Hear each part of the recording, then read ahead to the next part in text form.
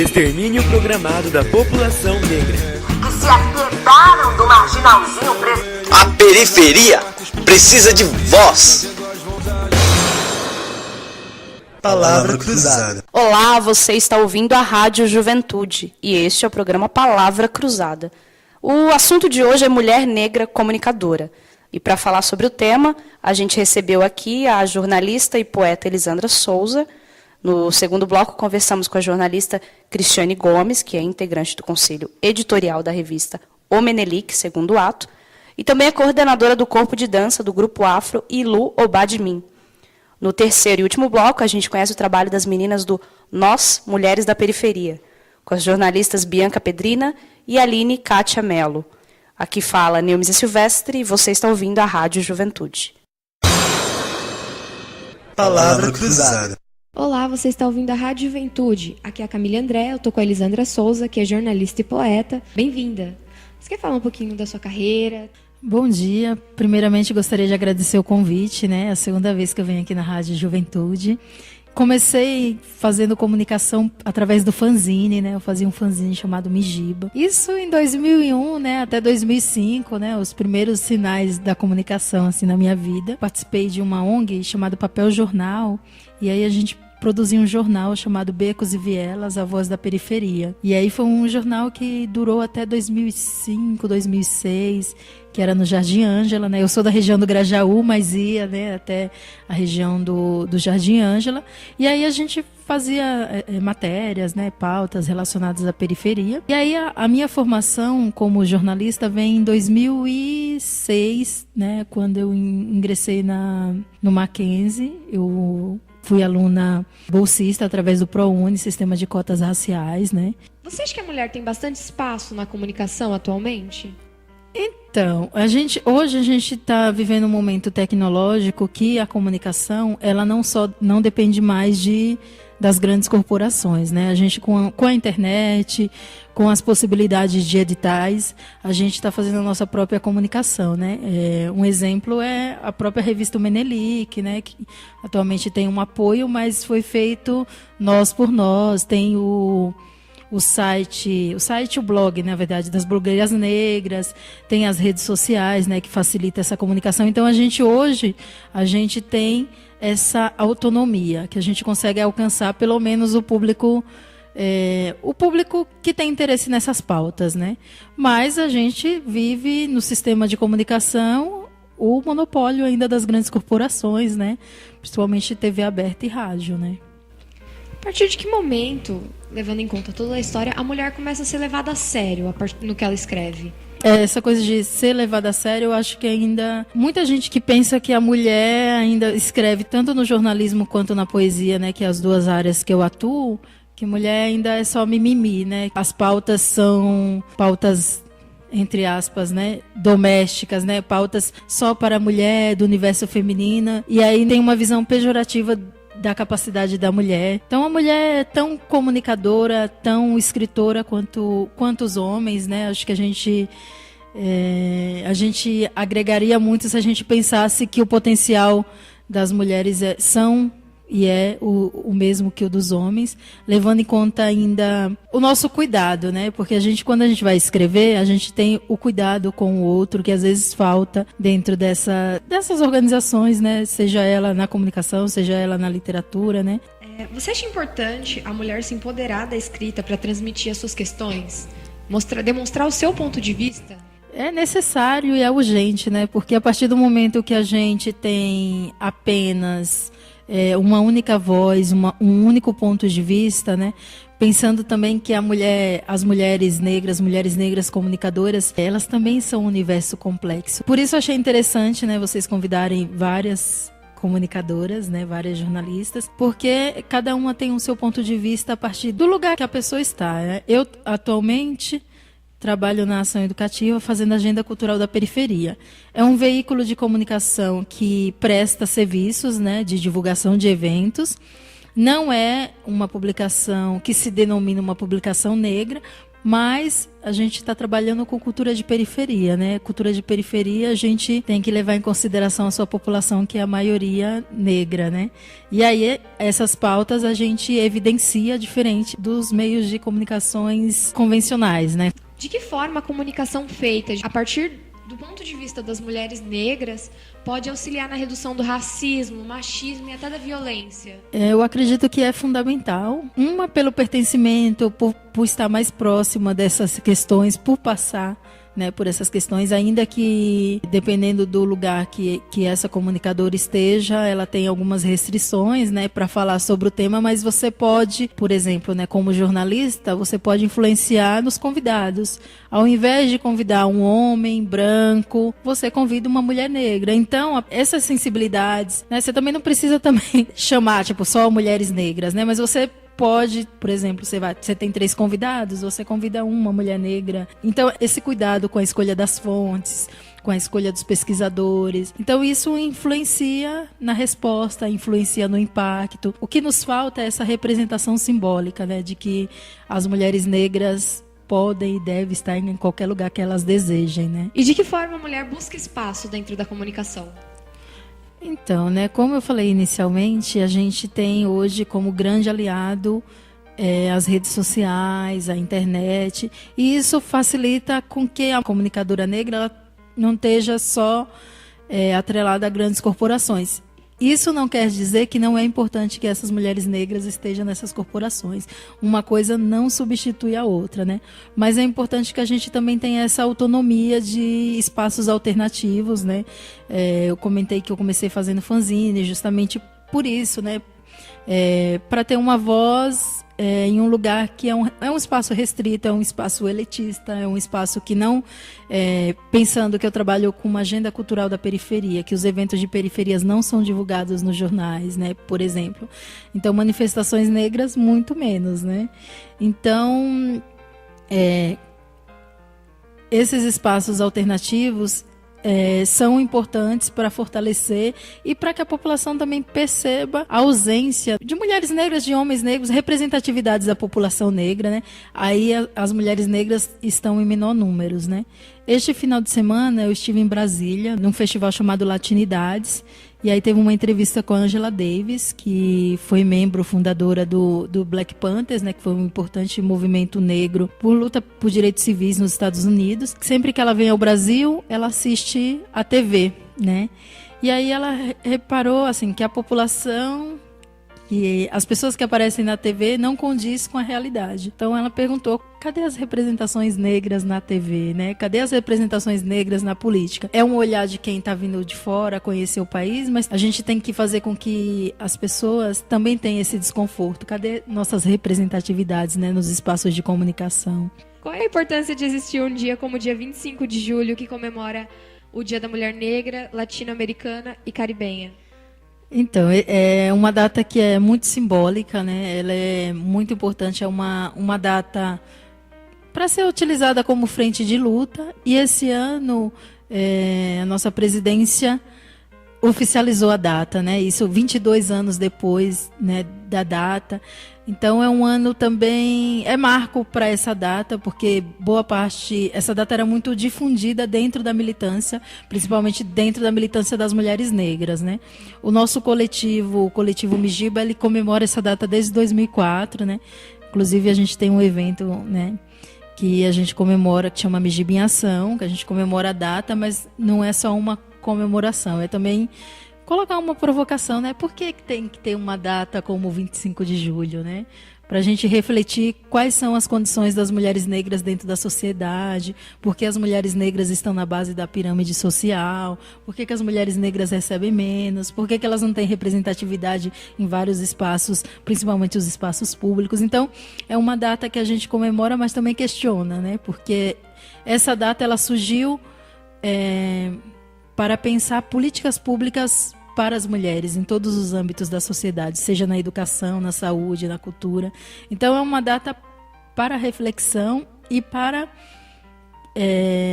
que o restante da população que não esteja inserida nessas militâncias possa ver a data como uma forte aliada, né, nessa frente de luta.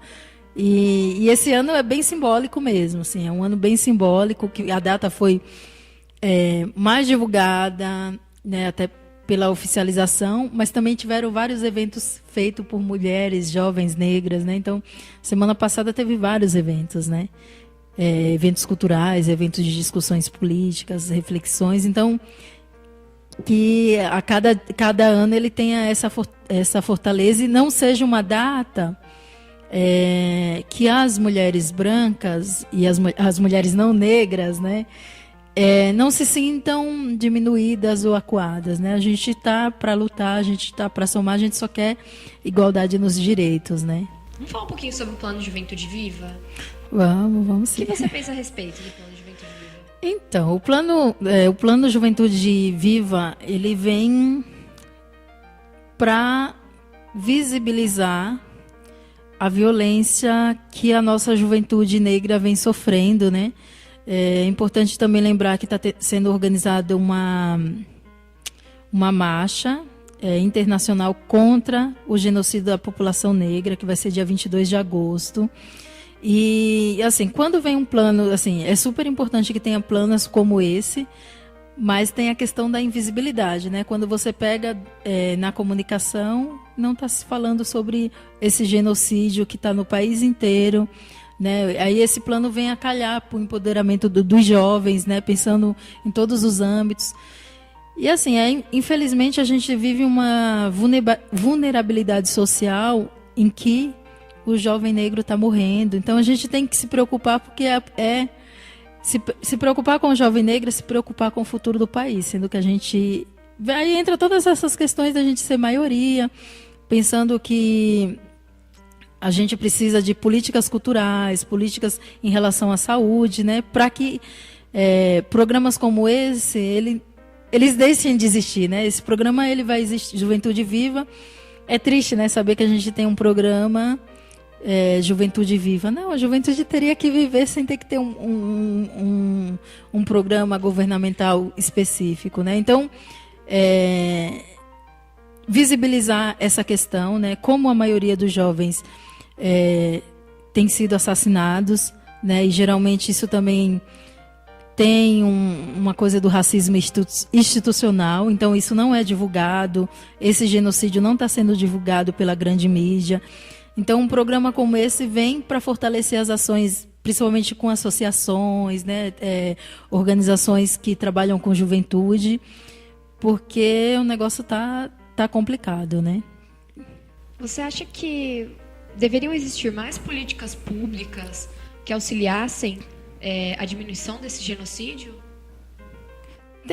É urgente, é uma questão que está muito urgente, né? E urgente e silenciada, né? Isso que, mesmo, né, com programas de governo, você vê que mesmo o programa não é divulgado, né? Tipo, você vai... Como assim tem um programa Juventude Viva, né? Seria natural que essa juventude negra estivesse viva, ativa, né? Que não precisasse... É importante, mas é uma solução emergencial, né? Que a nossa sociedade melhora para que não existam programas como esse, que existam programas para que a juventude tenha lazer, cultura, e não para, tipo, olha, nossos jovens estão morrendo. É grave, né? É uma situação triste, né? Aí fica o convite, né, para as pessoas fortalecerem na marcha. O genocídio da juventude negra está no país inteiro, principalmente no Nordeste, está gritante, está alarmante, né? Essa marcha, por exemplo, puxada pelo Reaja ou Será Morto, Reaja ou Será Morta, que é organizada, o Comitê Central é na Bahia, né, de Salvador, que é um dos estados que mais morre jovens negros, né? Então, e aí esse silêncio, o que mais incomoda é o silêncio, né? Esse silêncio que fala de genocídio, diferente dos anos 90, que você encontrava os corpos, agora está tendo, é como se fosse uma guerra fria, você não fica sabendo. Então, né, tem um movimento, né, o Mães de Maios, que é fruto dessa luta pela vida do jovem negro. Então a gente tem que unir forças, unir braços, porque não é um problema da população negra, é um problema do Brasil, um problema de todos nós, né? Não é, é os jovens negros que estão morrendo, a gente está morrendo o futuro do nosso país, né? Então, é urgente, é gritante. Eu fico triste, né? Você vir e ter que falar sobre juventude viva. Não, a juventude tinha que viver naturalmente, né? Então, é isso, é luta, a gente somar forças, visibilizar, né, que essa política também, que ela chegue aonde ela tem que chegar, né, que seja efetiva e que seja urgente e que a gente possa falar de outras coisas, né, falar da produção cultural dos jovens, falar de empreendedorismo da juventude, né, a gente poder falar de pautas mais alegres, né, porque essa pauta é doída, viu? Você gostaria de deixar algum recado para os ouvintes da rádio? Bom, gostaria de agradecer, né, o convite, convidar, eu acho que é só o convite mesmo, reforçar esse convite da marcha, né, já que a gente está falando do plano Juventude Viva, que a gente possa fortalecer e mostrar para essa sociedade que a gente precisa cuidar do nosso país, dos nossos jovens. Obrigada pela presença. Palavra cruzada.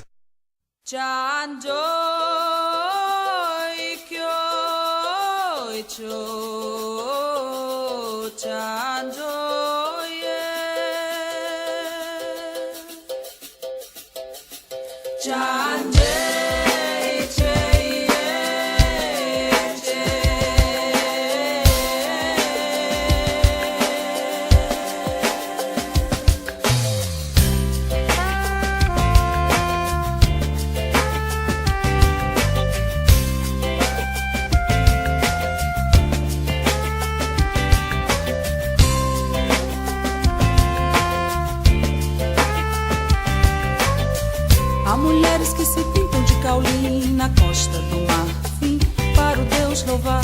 Eu também me pinto para poluar em mim a prata derramar.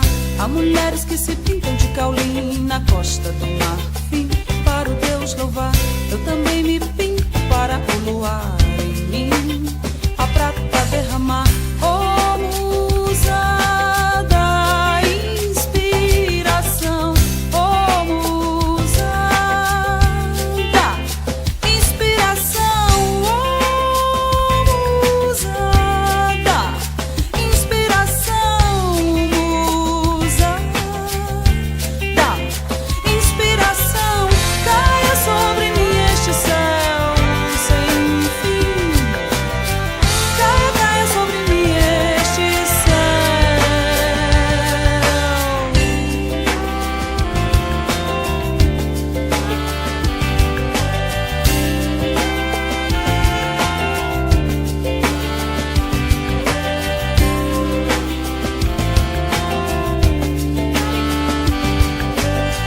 Há mulheres que se pintam de caulim na costa do Marfim, para o Deus louvar. Eu também me pinto para poluar em mim a prata derramar. Há mulheres que se pintam de caulim na costa do Marfim, para o Deus louvar. Eu também me pinto para poluar em mim a prata derramar. Oh, musa da inspiração, musa da inspiração.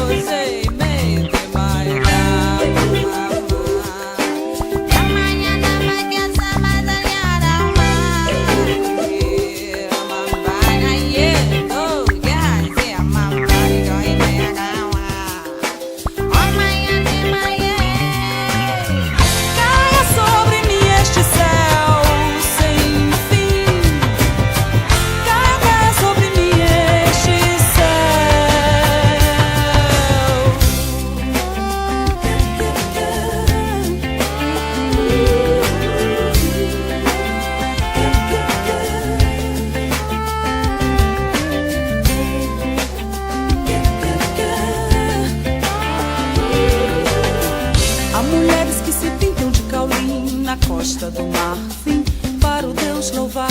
Eu também me pinto para o luar em mim, a prata derramar. Há mulheres que se pintam de caulim na costa do Marfim, para o Deus louvar. Eu também me pinto para o luar em mim, a prata derramar. Olá, aqui é a Camille da Rádio Juventude. Hoje eu tô com a Cristiane Gomes, que é jornalista e integrante do Conselho Editorial da revista O Menelik, do Segundo Ato, e ela é coordenadora do Corpo de Dança Ilu Obar de Mim. Bem-vinda. Obrigada. Você gostaria de falar um pouquinho do seu trabalho, do que você faz? Bom, sou jornalista, né? Tenho uma experiência aí bacana com o movimento social, com outras organizações da sociedade civil também. E sou integrante do Conselho Editorial da revista Menelik Segundo Ato, que é uma publicação aí que há 3 anos fala sobre arte e cultura da diáspora negra, focando as grandes cidades. E também sou coordenadora do Corpo de Dança do Ilu Obar de Mim, que é um bloco de carnaval formado só por mulheres, que é pensado, organizado e desenvolvido, um trabalho desenvolvido só por mulheres. E no Ilu eu sou a coordenadora da área de dança também. Então um pouco aí do que eu estou fazendo hoje. Qual é o espaço que a mulher negra tem na comunicação atualmente? Mulher negra em geral, assim. Em geral, na né? comunicação em geral. Sim. Eu acho que é um reflexo, a gente vive um reflexo do que acontece na sociedade, né? Então, a mulher negra, ela é a ponta mais sensível, né, mais precária dessa rede, vamos dizer assim. Então, a comunicação reflete isso. Então, há uma certa invisibilidade das mulheres negras, isso em termos, na comunicação em termos gerais, assim, né? Eu acho que a gente tem conseguido aí nos últimos anos fazer um trabalho de meio de formiguinha, mas a gente está fortalecendo uma rede alternativa, fora dos grandes meios de comunicação, fora do mainstream, e com, enfim, jornalistas, produtoras culturais, articuladoras, sociólogas, que eu acho que elas todas são comunicadoras, né? Acho que a gente tem que ir além da comunicação só jornalista, né? Só jornalisticamente falando. Então, há uma certa invisibilidade, ainda tem muito para conquistar, em termos gerais, assim, mas eu sou uma otimista de carteirinha e acho que a gente tem conseguido aí furar um certo bloqueio. E o desafio agora nosso é conseguir chegar a mais gente, principalmente na mulherada jovem da periferia, passar nossa mensagem para elas, né? Mas eu acho que rola uma certa invisibilidade inegável, né, fruto do racismo que a gente tem na sociedade brasileira como um todo. Historicamente, a partir de que momento a mulher começa a ser levada a sério? Porque a gente pode notar várias intervenções das mulheres, tanto no continente asiático e tal, mas quando ela foi levada a sério, quando ela recebeu algum espaço? Na comunicação, você Na comunicação, diz, quando ela recebeu espaço na comunicação, como você disse, do geral. Sim. Eu acho que eu não tenho um dado, assim, uma data específica, né? Mas eu acho que por algum tempo tinha um lugar aí reservado, sei lá, quando a gente pensa em grandes escritoras brasileiras, a gente vê que era um lugar permitido para a mulher estar, né? Então, escrever um livro de ficção, né? Se pensar em Clarice Lispector, as poetas também, enfim, elas tinham um lugar aí que a mulher poderia ocupar, escrevendo romances, ou então até colunas nos jornais, assim, de dicas do lar, esse tipo de coisa, né? Então, acho que à medida que a mulher foi ocupando seu espaço na sociedade, isso aí, enfim, anos 60, anos 70, isso eu tô falando na mulher em geral, né? A gente não tá aí focando na questão da mulher negra, que, como eu disse antes, tem essa questão da invisibilidade e tudo mais. Mas eu acho que a partir dos anos 60, anos 70, a mulher foi ocupando seu espaço na sociedade, foi trabalhando mais, virando a rede família também. Então isso também refletiu nesse lugar permitido. A mulher foi indo para a comunicação. Hoje a gente no jornalismo, a gente é maioria, né? as mulheres são maioria na comunicação, você vai desde quando eu me formei, já faz 15 anos, me formei em 99, então já só tinha mulherada na sala de aula, né? E acho que hoje está do mesmo jeito. Então acho que a partir daí a gente foi sendo maioria nas redações, nos trabalhos, não só em grande imprensa, mas em meios de comunicação alternativos também. A gente começou a escrever mais, porque a gente começou a estudar mais. Então eu acho que a partir daí a gente foi ocupando esse espaço, ainda que também falte muito a gente está em cargos de direção, né? Em cargos de chefia, então ainda tem muita coisa para conquistar, mas eu acho que foi a partir meio que daí, assim. Você acha que a mulher, principalmente a negra, consegue se apropriar da escrita e mostrar o que está acontecendo com ela? Você acha que seria uma boa forma de fazer isso? Sim, eu acho que tem acontecido também, né? Aqui em São Paulo, se a gente pensar nesse movimento da literatura de periferia, produzida na periferia, que é muito também impulsionada pelos saraus que rolam, então muita menina tem acesso à literatura, à poesia, à produção jornalística até, nesses espaços, nos centros culturais, nos saraus. Então eu acho que essa apropriação faz com que ela consiga ler o material produzido por uma outra menina como ela e se identificar com aquilo e pensar que eu também posso. Você né? acha que esse espaço valoriza a mulher? O espaço da periferia, da comunicação. Esse espaço que a mulher tem na comunicação valoriza ela? Eu acho que há espaços e espaços. Eu acho que a gente tem ainda um machismo, como eu disse, a mulher negra é a ponta mais complicada dessa rede, né? E existe o machismo, existe o racismo também muito forte. Eu acho que tem muita gente aí que tem um discurso super progressista de empoderamento da mulher e na prática ali não é bem assim. E infelizmente eu estou falando dos nossos mesmos, dos nossos espaços. Eu acho que existe uma dificuldade de conciliar prática com fala, com discurso.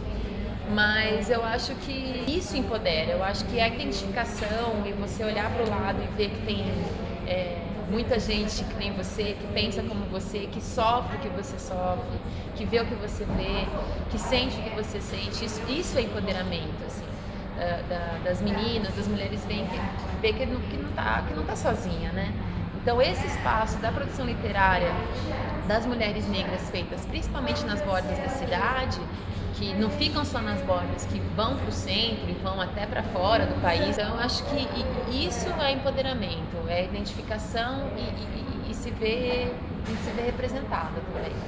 A gente pensa assim de um nome só, né, uma figura só que represente.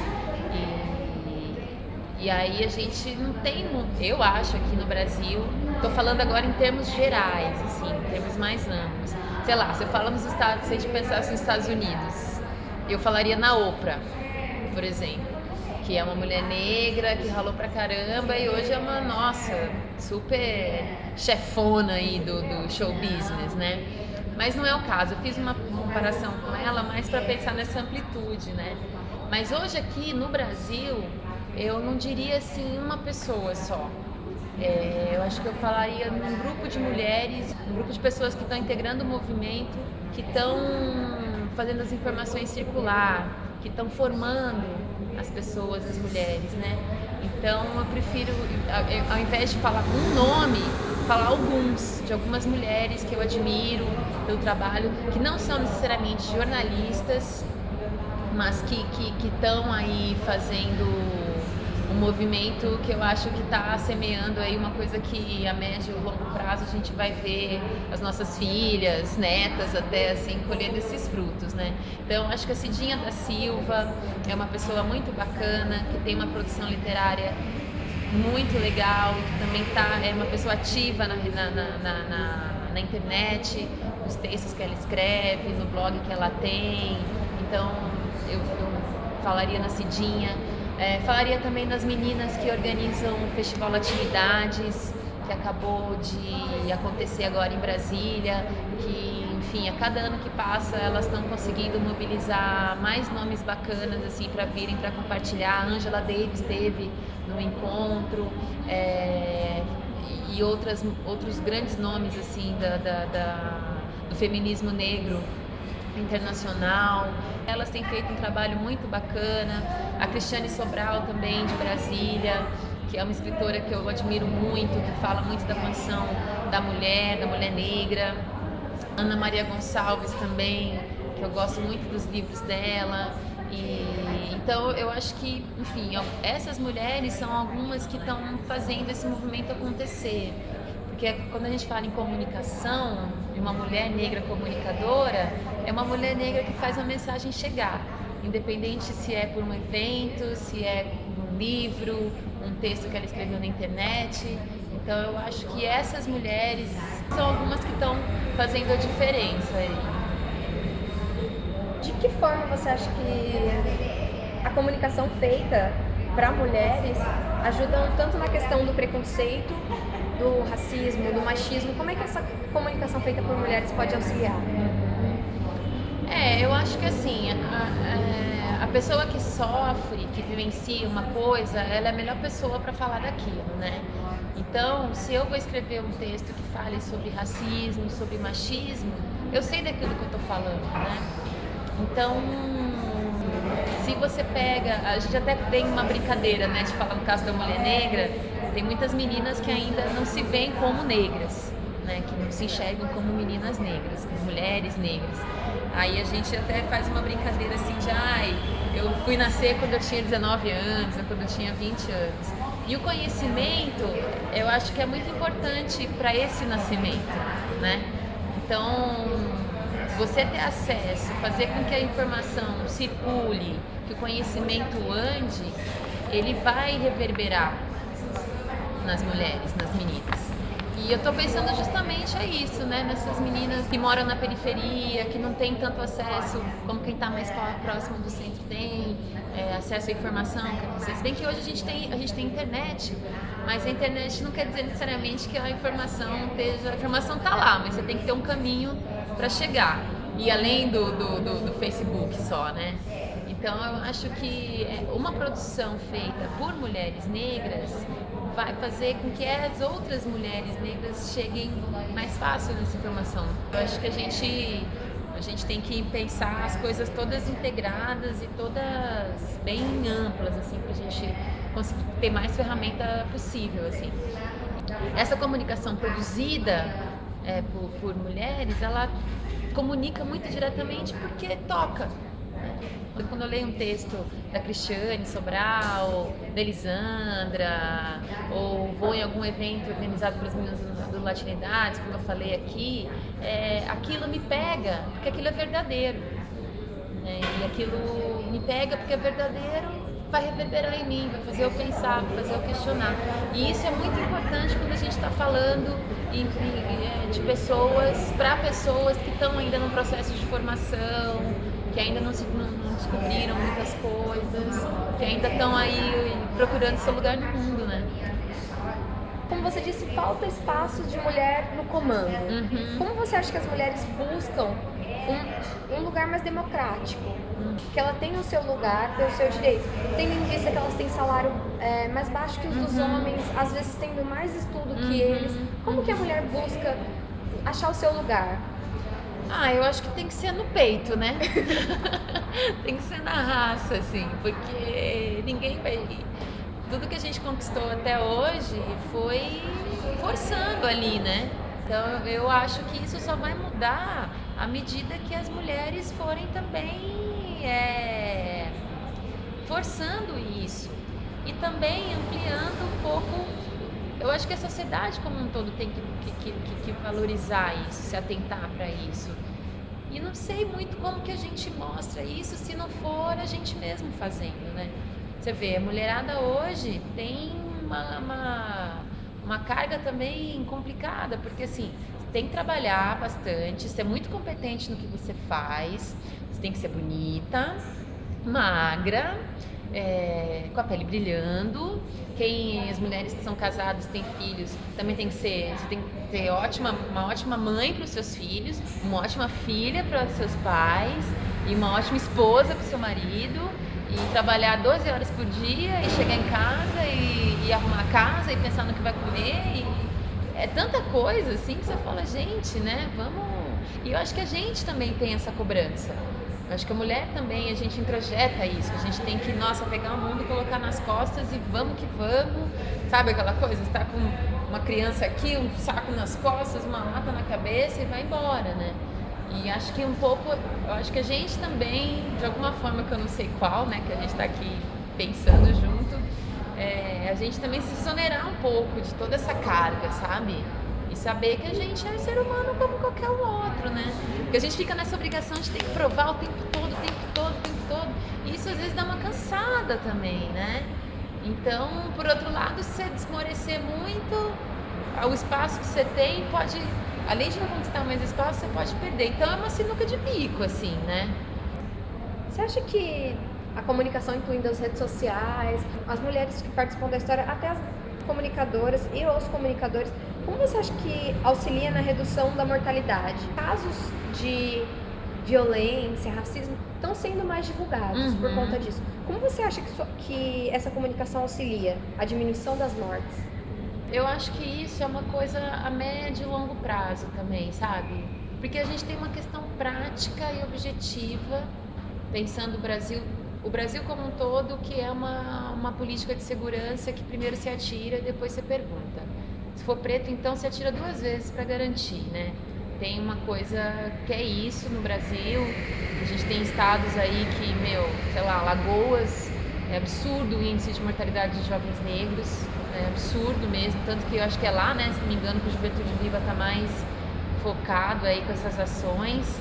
Aqui em São Paulo também, enfim, a gente tem uma polícia que mata mesmo, enfim, no Brasil inteiro, aqui em São Paulo, no Rio, todos os lugares, né? Então tem uma questão prática que passa por uma política de Estado que veja isso de uma outra maneira, né? Que não seja só matar ou prender e colocar na cadeia o menino que roubou um sabonete na esquina, sabe? Então acho que isso é uma coisa que é bem objetiva, bem prática e passa por uma mudança muito substancial de governo mesmo, assim.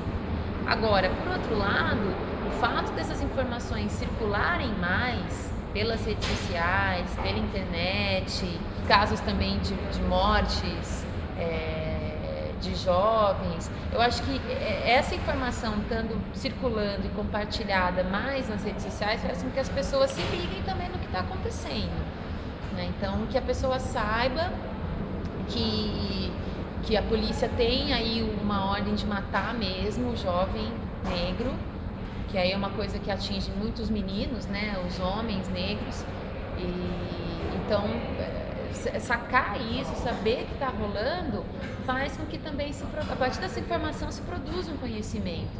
E se produzindo conhecimento, a pessoa vai estar mais ligada ali na hora de votar, na hora de escolher o seu governante, ou mesmo de sair e se mobilizar, para sair para a rua, se mobilizar contra uma coisa que ele acha que está errado, ou então participar de espaços que discutam políticas públicas, políticas de juventude, políticas culturais, ou então se engajar na sua comunidade, no seu bairro, sei lá, na sua escola, num projeto de arte, de cultura, qualquer que seja, né? Então eu acho que tem aí uma coisa de que, sei lá, se eu vejo ali, eu vejo que tem uma coisa errada, né? Mas eu acho que é muito positivo a médio prazo que essas informações reverberem de alguma maneira, ainda que é isso que eu estou te falando, né? Tem aí uma coisa bem macro que é uma política de Estado que está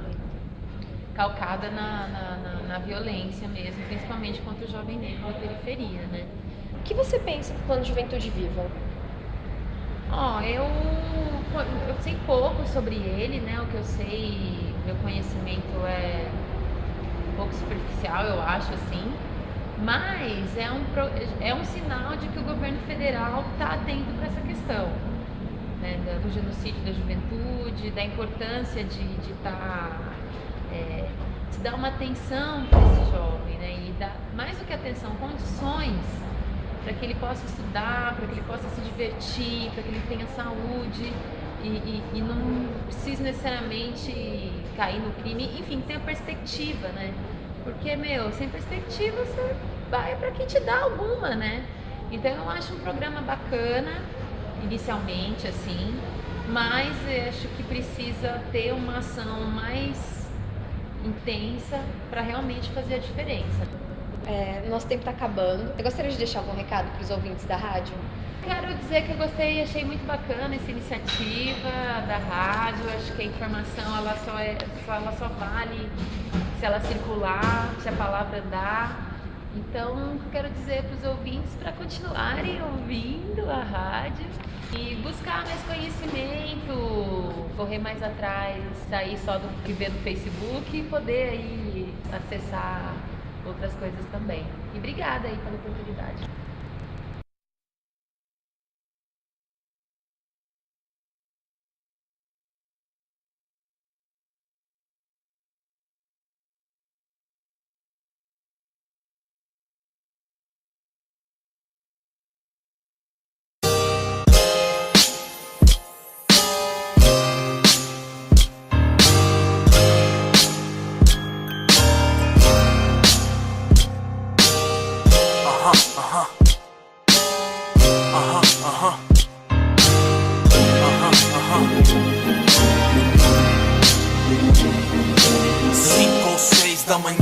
Com uma blusa de lã já vai sair pra trabalhar. Filhos vêm no amanhã, hoje todo o dinheiro que ela ganha pra guardar. Ela sonha com um dia melhor, com uma vida melhor pra se viver. E não desiste nem por um segundo, hoje esse mundo é dominado por você, mulher. Eu te dedico aqui essa canção, que soe como uma oração e balance seu coração, que te traga toda a projeção, pra que você não tenha mais que aguentar as cantadas do seu patrão. Ela carrega aquele brilho no olhar, mostra uma certa malandragem pra falar. Ela é o sonho de todo homem do mundo, vagabundo para tudo pra olhar ela passar. Eu mesmo já vi ela parando o trânsito completamente. Ela é o samba, ela é o rap, ela é a gente. Por toda a vida foi contrariada demais, mas ela mostra pra esses cu como é que faz, porque já foi a inspiração de Djavan e de Caetano. Por ela você com certeza se pegou cantando uma daquelas de romance mais clichê. Talvez ela te dê uma chance de acontecer. Ela é guerreira, ela vai e ela vem, ela não anda na sombra de ninguém. Ela é guerreira, ela levanta a cabeça e mostra que tem mais que corpo é o que ela tem. Ela é guerreira, ela vive, ela morre todo dia, mas renasce também. Ela é guerreira, ela é mulher, ela é brasileira. Pode crer, misteriosa. Todos sempre tentam desvendar, mas só vão conseguir quando pararem de tentar. Todos os seus problemas ela vai causar, mas sem que você perceba ela vai solucionar. Então senta e observa ela em ação. Experimenta, sente o gosto da satisfação. Não é força, é o jeito da execução. Irmão, já era, agora ela te tem na mão. Trabalhadora, cabeça de toda a família. Acolhedora, estrela que a noite mais brilha. Tão protetora, tão mãe, tão filha, tão professora. Muito se enganou quem tentou limitá-la a uma vassoura. Não cabe a nós, só cabe a Deus quando se chega o fim. Mas o começo de uma vida ela define sim. No sol ou com chuva ela luta, enfim, neguinho. Eu quero uma dessa pra mim, porque ela é guerreira. Ela vai, ela vem, ela não anda na sombra de ninguém. Ela é guerreira, ela levanta a cabeça e mostra que tem mais que o corpo é o que ela tem. Ela é guerreira, ela vive, ela morre todo dia, mas renasce também. Ela é guerreira, ela é mulher, ela é brasileira. Pode crer, ela é guerreira. Essa é pra elas, ela é brasileira. Todas vocês, ela é guerreira. Muito respeito, ela é brasileira. E muito amor, muito amor. Guerreira, guerreira, guerreira. Pra vocês, guerreira. Projota, Laudes, São Paulo, Curitiba. Guerreira, guerreira.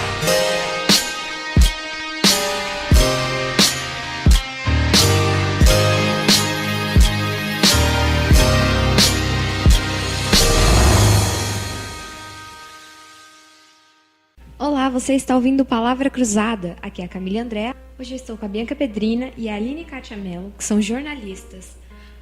Primeiramente, bem-vindas. Vocês podem falar um pouquinho do trabalho de vocês?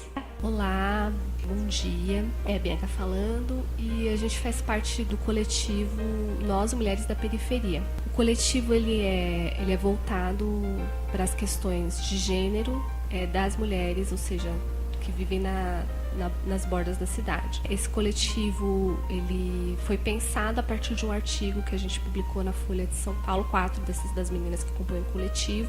O coletivo é composto por 9 mulheres, 8 delas jornalistas e uma design. Então, 4 dessas mulheres escreveram um artigo no dia 7 de março de 2012, intitulado Nós Mulheres da Periferia. E esse artigo ele teve uma boa repercussão.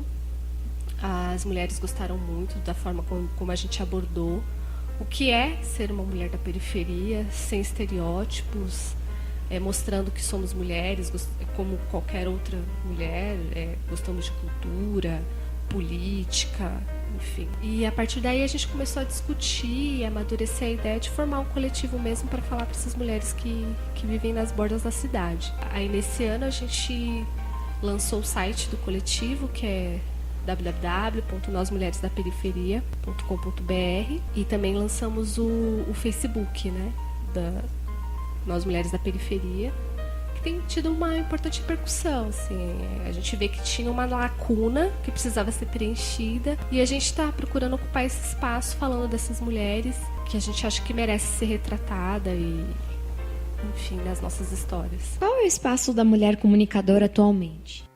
É um espaço pequeno, assim, eu acho que a gente está galgando ainda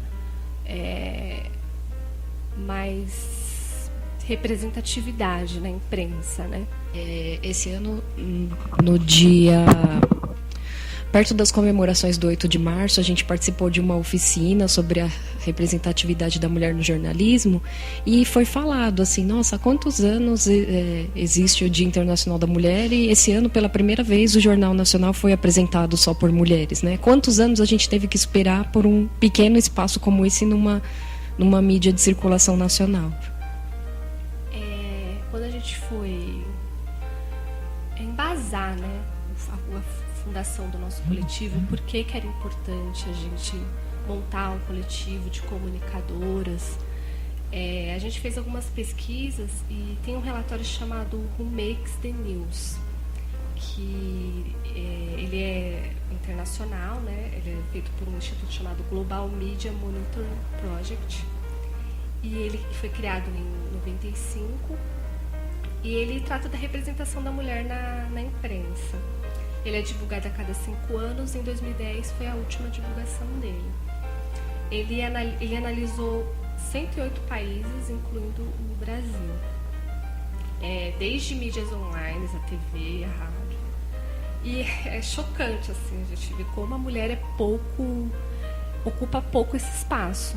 É um retrato da nossa sociedade, e essa representatividade, essa falta de representatividade, ela é sentida em todas as esferas, e na imprensa não seria diferente.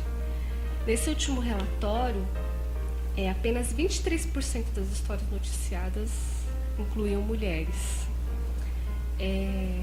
Ainda no online, o público feminino foi tema central em apenas 11% das notícias. E o coletivo Nós Mulheres da Periferia entra exatamente nesse nicho, né? No online, que, como o relatório mesmo diz, é muito pífia ainda a nossa participação. Outra coisa importante também que esse relatório aponta é o pequeno número de mulheres que são ouvidas como fontes de reportagem. Apenas 24% das fontes eram mulheres. Então, assim, é muito... os números comprovam, né, a nossa pouca representatividade. Então, isso não só na imprensa, mas também em outras esferas de cargos do poder, política. Então, eu acho que é muito pequeno ainda. Historicamente, a partir de que momento a mulher começa a ser levada a sério? Olha, eu acho que é um espaço que a gente está conquistando, assim, né? Também reflexo do machismo da sociedade patriarcal. A mulher é vista muito ainda como segundo escalão, para não dizer outra coisa, né? E quando a gente é tratada, a gente ainda é tratada de uma maneira muito secundária.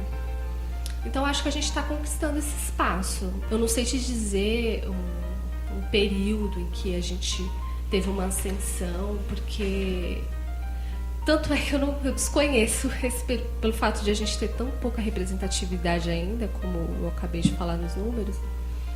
Eu acho que esse espaço ainda está sendo conquistado. Então, eu acho que é um processo. Qual é a mulher que vocês acham que é o maior exemplo de mulher comunicadora atualmente no Brasil?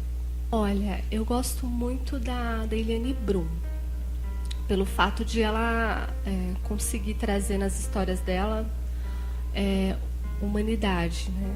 Ela humaniza as fontes e ela tem um cuidado de não estereotipar. Eu gosto muito do jornalismo literário, que é a forma como ela conta as histórias. E ela se envolve, né? Eu acho que o jornalismo sem envolvimento, ele perde muito, assim, de valor. Então, eu gosto muito da Eliane Brum pelo fato dela trazer nas histórias dela, ela humanizar as fontes dela e as histórias, e o modo dela contar as histórias também, eu acho bem bacana. Aline?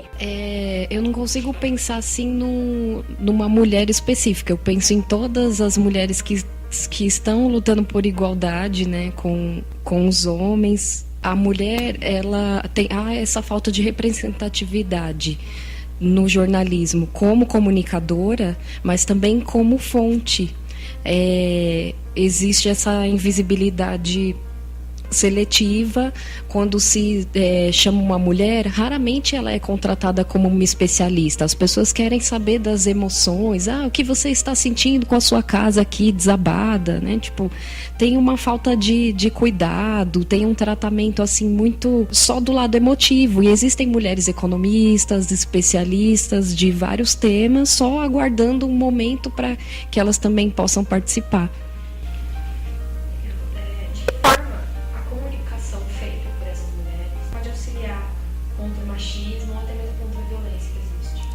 Eu acho que o simples fato de ser uma mulher falando de mulher já é um diferencial.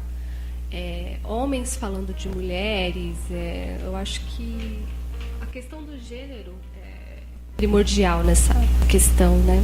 Nada melhor do que uma mulher para falar do que uma outra mulher. Tem uma questão de sensibilidade muito próxima, né?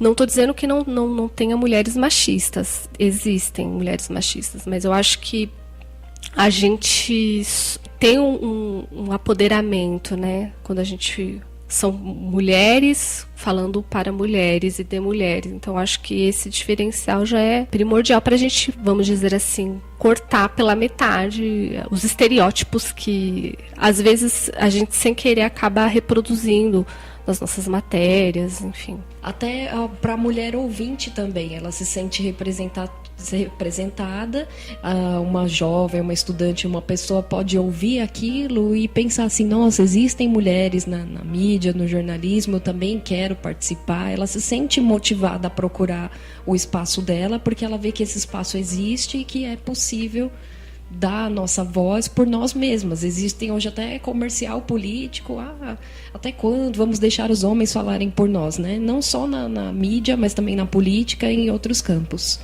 Só para complementando o que a Aline falou, eu acho que é bacana também, porque a gente dá esse recorte de gênero que às vezes fica desrespeitado e às vezes é primordial. Por exemplo, quando você vai tratar de uma pauta sobre creche, sobre escola, porque são essas mulheres que acabam ficando com toda essa carga de responsabilidade dos filhos e às vezes isso é secundarizado. Eu acho que quem que é essa fonte, quem que é essa pessoa que está sendo majoritariamente prejudicada ou afetada por aquele problema.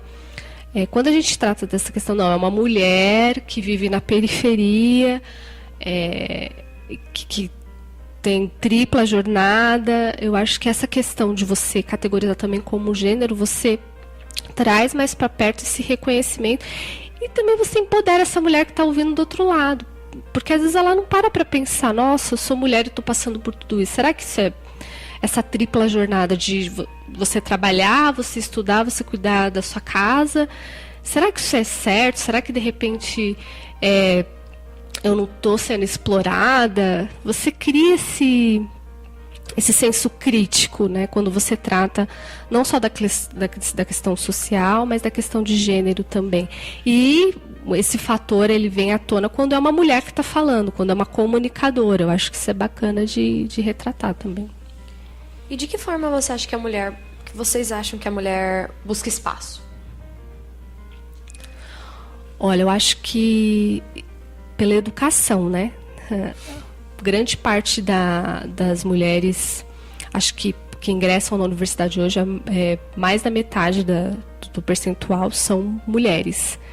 Então, a gente busca o conhecimento, somos maioria, mas é engraçado que apesar de tudo isso, da gente tentar se apoderar desse conhecimento, a gente ainda é que ganha menos no mercado de trabalho, a gente ainda é que, apesar de toda essa busca pelo aprender mesmo, né? A gente ainda sofre esse tipo de preconceito, de machismo. Mas eu acho que é uma coisa que a gente está galgando mesmo. É um crescimento, é uma busca. Por esse motivo, cada vez mais, eu acho que a gente precisa se apoderar mesmo dos espaços, ocupá-los cada vez mais, para mudar, para reverter essa situação. Eu acho que a representatividade das mulheres em cargos, sejam na comunicação, ou seja em outros meios, é primordial para a gente virar esse quadro, porque a gente vai criar políticas públicas para combater esse tipo de coisa, a gente vai falar, denunciar nas nossas matérias que existe o machismo, a gente cada vez mais vai fomentar essa informação e as pessoas criarem um senso crítico, né? Principalmente as mulheres, né? Falando de educação, no dia 24 de julho foi divulgado dados do Relatório de Desenvolvimento Humano do Programa das Nações Unidas para o Desenvolvimento, PNUD, da ONU, de números coletados em 2012. O índice é melhor se compararmos a 92, quando apenas 2,2% dos negros tinham acesso ao ensino superior. E hoje esse número está em 11%. Apenas 11% dos jovens negros entre 18 e 24 anos no Brasil têm acesso ao ensino superior. E isso tanto as instituições públicas quanto as privadas. É um número muito pequeno. Então, nesse cenário, a educação é o que faz a pessoa disparar na frente, procurar o seu espaço. Passar um pouquinho pro plano Juventude Viva, voltando para esse jovem negro de periferia. Há um grande genocídio contra os jovens negros de periferia, onde foi visto que mais de 50% das mortes aconteciam com os jovens, 97% no gênero masculino. E desse número, a maioria era de negros. Então, para resolver isso, o governo federal começou a fazer um projeto de forma indireta para diminuir esse genocídio. Falando desse genocídio, vocês acham que a existência de redes alternativas na internet, de redes sociais, ajuda na diminuição da morte desses jovens? Eu não sei se na diminuição, mas aumenta a denúncia, né? Hoje em dia, com a internet, você consegue, com o celular, filmar um jovem sendo morto pela polícia, câmeras. Esses dias passou um vídeo, né, de 2 policiais dentro de um carro, levando 2 jovens negros para serem executados. E isso cai na rede e todo mundo fica sabendo. Então, eu acho que a internet é um bom veículo de você denunciar, e se você denuncia, logo, eu não sei se cria um mecanismo de proteção, talvez, para que... Ou de políticas públicas mesmo, para se reconhecer, olha, existem pessoas morrendo, essas pessoas são jovens, a maioria delas são negras, e o que a gente vai fazer para combater isso, para que isso não ocorra mais? Acho que a imprensa tem um papel importante, a imprensa alternativa, porque a grande mídia ela não dá esse recorte. Preto, pobre, que mora na periferia, quando morre é bandido, Nunca ele é um trabalhador que estava indo pegar sua condução ou... Enfim, é alvo da polícia, né? Infelizmente, a polícia teve troca de tiro, inventa uma história, forja um flagrante e entra para as estatísticas, né? Então, se a gente tem esse poder de denúncia e a mídia alternativa acredita que cumpre esse papel, a gente inibe, né? Procura e traz à tona essa realidade, né? A gente vê a força, o poder do movimento Mães de Maio, como que as mães das vítimas, né, articuladas, conseguem um apoio, uma visibilidade para que esses crimes não caiam no esquecimento. Você pensar, Mães de Maio, maio de 2006, nós estamos em 2014, e isso continua acontecendo, independente de ter alguma manifestação, alguma coisa, como na época atribuíram essas mortes as coisas lá do PCC, e isso continua. A população está num momento de descrença da polícia. Você não sente a polícia como uma proteção. A polícia ela tá meio contra a população. Ela chega abordando de uma forma que ela chega abordando com balas. Ela não pergunta, assim, é um descaso com a vida humana, infelizmente. Só complementando o que a Aline falou, a polícia ela sempre agiu assim na periferia. O problema é que a gente não conseguia mostrar. Eu acho que com esse... você num celular conseguir filmar, você ter esse poder jogar isso no Facebook, jogar isso para as pessoas poderem ver, eu acho que isso também, de alguma forma, traz para a luz, para que as pessoas entendam que isso acontece e, de alguma maneira, tentar buscar alternativas para acabar com esse tipo de situação. Vocês querem deixar algum recado para os ouvintes aqui da rádio? Eu acho que para acessar o nosso site, curtir a nossa página do Facebook, Nós Mulheres da Periferia, né? E, enfim, dar sugestões de pauta, as mulheres jovens que vivem, eu acredito que vocês alcancem também as periferias da cidade de São Paulo, e contribuir para que a gente possa cada vez mais chegar a essa mulher que vive nas bordas da cidade. Nesse momento eu fiquei pensando na Carolina Maria de Jesus, que foi uma mulher negra, moradora da favela em São Paulo, que há 100 anos atrás ela escreveu o diário de uma favelada, ela escreveu as situações que ela passava no dia a dia, e agora, 100 anos depois, a gente, comemorando o centenário dela, eu imagino que ela naquela época não tinha ideia de que o fato dela fazer um diário contando o dia a dia da pobreza, das situações que ela vivia, que isso serviria como inspiração para que outras pessoas façam o seu diário, diga como é a sua vida na sua quebrada, onde você vive, o que você passa, se apodere da comunicação, os meios que não existiam antigamente existem hoje, mas acho que o que continua sendo forte independente de ser um papel, uma caneta, um teclado, é você colocar a sua visão, o que você acha, o que você está passando, e levar aquilo a público, a discussão, para que muitas coisas não fiquem esquecidas como ainda são. Agradecer a presença de vocês. Obrigada, foi um prazer participar. Nós que agradecemos a oportunidade, ficamos felizes de ter um programa destinado aos jovens, espero que tenha muita gente ouvindo, que esse programa pegue, as pessoas pelo coração, pelos ouvidos, que elas pensem na vida que elas estão levando, se isso está certo, é isso que você quer, o que você pode fazer para melhorar. Obrigada. Aqui é a Camila Andréa, direto da Rádio Juventude. Palavra Cruzada. Pois é, essa foi a 9ª edição do programa Palavra Cruzada. E se você não conseguiu acompanhar todo o programa, tem reprise no domingo, às 9 da noite, e na terça, às 11 da manhã. A gente tem também o canal do YouTube, que é Palavra Cruzada. Lá você pode ouvir todos os programas já produzidos aqui na Rádio Juventude. A gente